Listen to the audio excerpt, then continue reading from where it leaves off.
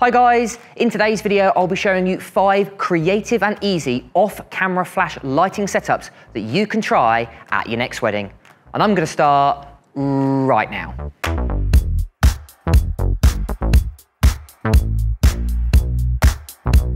So in this video, I'm going to be showing you 5 easy lighting setups. Now, I know a lot of you guys, especially if you're new to photography or new to wedding photography, you might only have 1 or 2 lights. So in today's video, we're only going to be using 1 single light to create all of these awesome shots. Now, the light we're going to be using today is the Profoto B10x. Not only that, we're going to be using a couple of accessories as well. But what I'll do is I'll talk you through step by step to really show you how you can create these awesome shots with just 1 light. So let's talk about the very first shot, the wrapping light shot. So the wrapping light shot is quite an easy shot to do, and basically it just provides backlight while adding some ambient light from the area. So at the moment we're in this kind of barn area, which is a nice wedding venue, and really you're only going to need a couple of accessories. So what we're going to be predominantly using is a CTO. Now CTO stands for Color Temperature Orange, and what this basically does is it offers a nice gel to offer some warmth to it. Now what I've done is I've actually placed the B10x onto a light stand. I'm going to place it behind the couple. Now with Profoto, this isn't directly magnetic, but what you can do is get a magnetic holder. It basically clips on the front.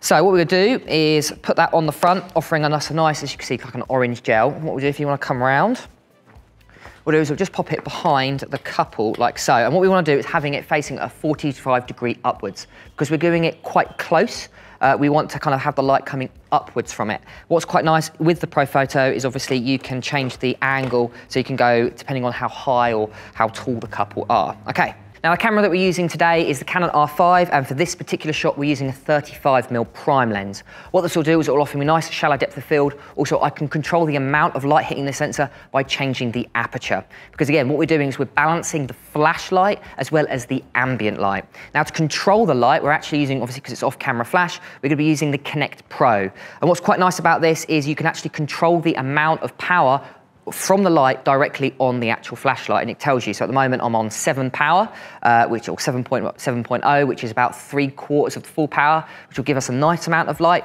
But again, you want to match it with the ambient light. So what we do, if you guys want to come a little bit closer for me. Perfect. So if you want to hold hand in hand, what we're going to try and do, perfect, yeah. And if you want to take a little bit of step forward, what we want to do with this particular shot is we want to have basically a full block between us and the lights. We want the couple to basically completely fill that area. We don't want any voids with them standing. Again, you try and use the dress to your advantage if you can. So what we want to do is firstly turn the flash off. What we want to do is shoot in manual mode, and we want to match for the ambient area. So the shutter speed I've got currently is 200th of a second, and I'm shooting at f5.6 and then 500 ISO. So if I go ahead and take a photo, you can see that it is quite dark. But what we're going to do is we're going to add in the light using the flash. And that's the idea with this backlit shot. It's kind of, the light is wrapping around the couple and offering this nice warm glow because we've offered that CTO. So what I'm going to do is go ahead and turn the light on. I'm going to be using 7 power as a starting base to kind of see. Again, you can raise or lower it depending. So guys, ready? So we're going to have a look at that shot. You can see that the light is coming nice and close. But what we're going to do is get you guys a little bit closer for me. And we're going to try and do is we're going to get your forehead, guys, and you just kind of lean in a little bit for me, if that's okay. Yeah, that's perfect. That's it. Perfect. And as you can see, we're getting this really nice warm center to the photo. Again, you can try it portrait, you can also try it landscape. Again, portrait works quite nicely because obviously it's more of a nicer frame, but landscape quite nice. Again, it really depends. You can do this inside and outside, but at the moment, because we're shooting predominantly in the daytime, we can control the light if we come inside. So we'll do one more photo portrait. Brilliant, as you can see, we're having this nice warm center glow. So remember, try and balance it for the atmosphere that you're in, and then add the light and change the power depending on how it is. Here is the before, and here is the after. And there we go, that was shot number 1, the wrapping light shot. It's really good to add an intimate feeling to your images. Again, try with a different amount of gels. You can try it with blue or try it with yellow. Again, we use color temperature orange to match the atmosphere that we're in. But if you're outside or maybe in a different environment, then maybe another color gel would work. But that's the wrapping light shot. Let's move on to shot number 2, which is the masking plate shot. Now the masking plate shot, basically the idea behind it is we're going to take a blank image and then we're going to add in the groom to our original image. So we're basically creating a plate and we're going to mask it out using Photoshop. So you need a little bit of Photoshop skills to get this image. So we've come outside for this, and what we're going to do is Drew, you are going to need an assistant for this, is going to hold the light over the couple, creating almost like a UFO style shot coming down. But obviously Drew's going to be in the image. So what we're going to do is we're going to take another photo without Drew in it, and then we're going to mask him out. So for this, we're going to be using, again, the B10x. We're going to be using the Pro Connect. Now you can see we've got the bride and groom standing just outside of the venue. So we're creating this little bit of symmetry. It works really, really nice with this image. Now the settings we've got is 200th of a second at f2 at 100 ISO. Now for this, you want to go ahead, focus with the couple, then go ahead and turn it to manual mode, because what we don't want to do is have the focus change between shot 1 and shot 2, which is another reason why I recommend using a tripod. So what we're going to do is go ahead and take one photo, making sure that you're happy with the lighting conditions, and then we're going to go ahead and take another photo without Drew in it, making sure the flash is facing away. So as you can see, we've got shot 1 and then shot 2. And then the idea is you're going to basically blend those two photos together, making sure that your assistant isn't in the basically the finished photo, and you end up with a shot like this. Here is the before, and here is the after. Brilliant, and there we go, guys. So that is the masking plate shot. Now, this works really well when you're using a tripod. Again, the little amount of movement between shot number 1 and shot number 2 would really help, especially when you're lining the images up in Photoshop. Again, you really want to remove the light stand and the main light. You just want where the light is appearing in the image. And again, that will really isolate the couple really nicely. Also, try maybe a gel, maybe a blue gel or a red gel. Again, try and match it with the environment. It really works with that image. Anyway, that is shot number 2. Let's move on to shot number 3, which is the silhouette backlight shot. Right, so shot number 3 is the silhouette backlight shot. Now this works really, really well, especially if you've got a couple, or you can even try it just solo with the bride or groom. It really depends on the size of softbox. What we're going to do is basically use the softbox as a big white sheet, basically the light coming from it, and then having the couple block it. And what it will do is the light will fall off, creating these really nice high contrast look. So to create this, I'm going to be using my Canon R5 with the 85mm f1.4. I recommend a fairly tight focal length. If you've got like a 70 to 200 or something like that, that will work quite nicely. I'm going to be using the Connect Pro. Then over here, we've got very similar shot to the previous one. So shot number 1, the silhouette shot. But instead, what we're using is a softbox. Now, I've got a 3-foot softbox here, the Octabox from Profoto, but I recommend the larger, the better. 3 foot really is the minimum for this, because we're only could do headshots here because obviously the size of the softbox. But if you went for larger, you could do maybe a quarter length or even a half portrait. Now, we've got the light here, we've got obviously the B10X behind, and what we're going to do is basically push all of the light forward and then having the couple block the light, creating this really nice silhouette shot. Right, guys, so what we're going to do is get you guys again quite close for me. If we could hold each other's elbows, perfect. And then what we're going to do is we're going to have yourself looking towards me. I'm going to have you looking that way, but not into the light. Again, it's going to be quite bright. So if you want to look over there for me. So not the head on the shoulder? Yeah, kind of past. But not a little bit further back for me so we can see each other's faces. A little bit further back. And we want yourself to look down at Faye's elbow there, perfect. So as you can see, we're going for a similar shot to this. Now the settings that I've got is 200th of a second at f5.6 and ISO 100. And I'm using half power flash. So we'll try that again, but we're gonna do portrait this time. And as you can see, we're basically creating this really nice fall off. So the background is pure white. And then basically as the couple are blocking the light is slowly instead of falling off. And with the contours, with the kind of elbows and the shirt, you can really see how it kind of falls off into complete blackness. So what you can do is convert it into black and white as well. If you're struggling with the composition, black and white works really well with that. And again, the fall off is just really, really nice. So the last shot we're gonna do, guys, is gonna get you guys basically looking into each other for me. And we go a little bit closer, if that's okay, just because we've got quite a tight shot with the softbox. Perfect, and as you can see, that comes off. Now, obviously, something to bear in mind that it is a very close shot, so make sure the couple are happy with it, but also, if your softbox isn't large enough, like for example, this image here, what you can use is the new Photoshop generative fill and fill in the blanks, which is really, really nice. So here is the before, and then here is the after. Again, larger softbox, it works really well. 3 foot is the minimum. I'd recommend maybe a 7 or even an 8 foot one to get an awesome shot just like this. Brilliant, and there we go, guys. So that is shot number 3, the silhouette backlight shot. It works really well in color, but also try it in black and white. You can set that using the camera, or you can try it when you're doing it in Lightroom Classic. Again, if the composition just isn't working, try it in black and white and really see, because the fall off of the actual shadows works really well to kind of isolate the subjects. Again, you can try it just with the bride, just with the groom, or them together. Again, it really depends on the size of your softbox. I'm working with a 3-foot one, and the larger the better, especially if you want to add a little bit more atmosphere to the image. Anyway, that is shot number 3. Let's talk about shot number 4, which is the single snoot shot. Okay, so the next shot we're going to be doing is called the single snoot shot. Now for this, we're obviously going to need a snoot, and you might be wondering what that is. Well, this is a snoot.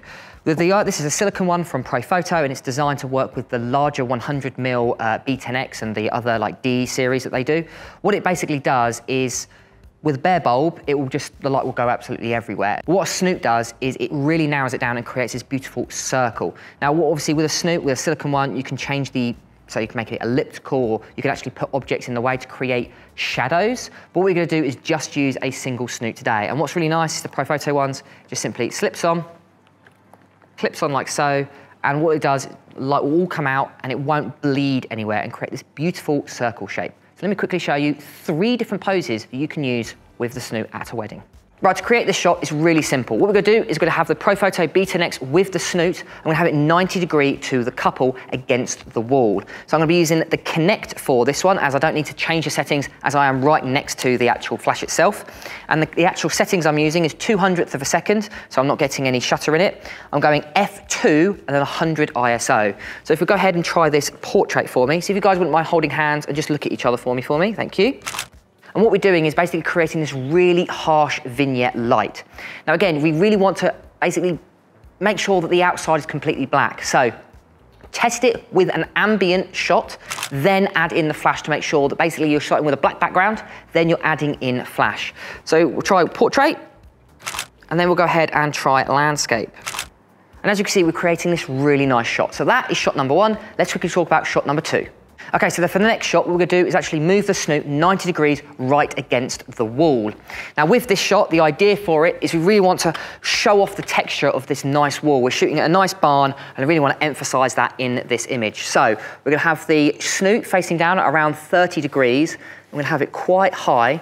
And what we're going to do is have it basically creating this beam of light coming down, lighting the couple, but also creating a nice textured image against the background. Again, so you want to be photographing roughly in the same position that you were previously. Again, same settings, because we haven't changed the light and we haven't changed the environment we're in. We just simply move the light. And we'll go ahead and take a photo. And what we want is basically this harsh light coming in from the top. Again, the closer you are to the wall, the stronger that texture. Even if you've got a nice smooth surface, or you think you've got a nice smooth surface, you won't realize how much texture there is to a wall. So what we can do is try it portrait and try it landscape. And what you're doing is you're creating this really nice light. Now, what you don't want to do is you don't want the bride or groom, whoever's in front, to block the person behind. So what we've done here is we've got the groom a little bit out to the right, and then we've got the bride a little bit to the left, so both of their faces are lit. So as you can see, this is an amazing shot, but let's quickly talk about shot number 3. Right, and shot number 3 is very similar to shot number 2, but it's actually the opposite. So instead of having the flash against the wall and you're shooting 90 degrees to the couple, we're just simply going to swap. So I'm going to go ahead, take the snoot, move it back to how we had it in the shot number 1. So I'm going to have it a little bit lower. Again, test with the modeling light. What's really nice, you can test roughly where the flash is going to go. Then take ourselves where the snoot was previously. So I'm going to go ahead and shoot from this angle. Again, remember to have it a little bit, the groom or the bride, off center so we can see both of them. Then what I'm going to do is go ahead and take a photo. Now with this one, because the light is coming in from the side, you're lighting half of their face. It's going to create a real high contrast look. So you can try it in color, you can also try it in black and white, and really see what one you prefer.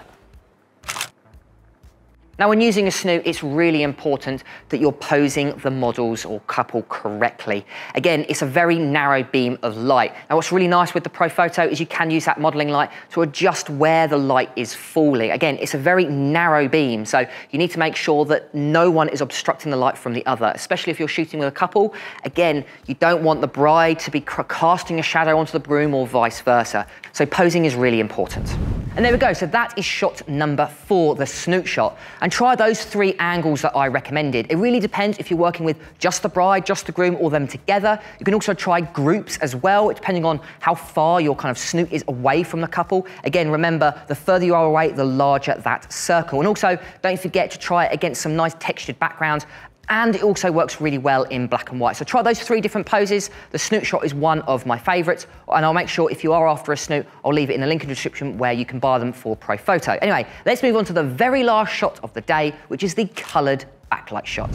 Now, the silhouette backlight shot is actually one of the more simple shots out there. I recommend coming outside and finding a wall that we're going to bounce off of. So what I've done is I've set it up on a tripod just because it's a little bit easier. And I'm shooting on my Sigma 24mm f1.4 on my R5, and I've got the connected to the B10x. Now, what we've done is we've got the bride and groom that you can see here. And what we're going to do is we're going to block the light. But instead of having the light face the couple like we did at the first shot, we're actually having it face the wall. And what we're going to do is we're going to create a large circle and basically have the couple create a silhouette. So you only be able to see their kind of outline. So it's really important to pose them correctly. So what we're going to do, if you guys come a little bit closer for me, you want to make sure that the light is completely blocked, because obviously we've got a light stand with the light. We don't want the light in the shot, we want the couple in the shot. So they're coming in nice and close. And what we've done, if we come all the way around, we've simply got a CTO on it. Now I'm having it face about, I don't know, 20, 30 degrees up. So what the light will do is it will bounce off of this wall, color temperature orange, light up all of this wall, and then basically the silhouette will be the couple. So I'm gonna go ahead, snap that on there because it is magnetic. I'm gonna go ahead and take the shot. So for the settings for this, I'm shooting at 200th of a second at f2 and 100 ISO. And then I'm shooting at 7 power. So it's a little bit brighter. Again, we want to create that nice silhouette. So if you guys look at each other for me, we'll go ahead and take an image. Now, what I recommend doing is taking an ambient shot, so making sure that you've got the right settings. So to do that, I'm going to turn the flash off. I'm going to go ahead and take a blank image. So I'm going to go ahead and place it on manual mode, take a photo, and you really want the image to be black or as dark as you can. So when you go ahead and turn the camera or the flash back on again, and then you go ahead and take a photo, you can see that we're creating this awesome light coming in, which is really, really nice.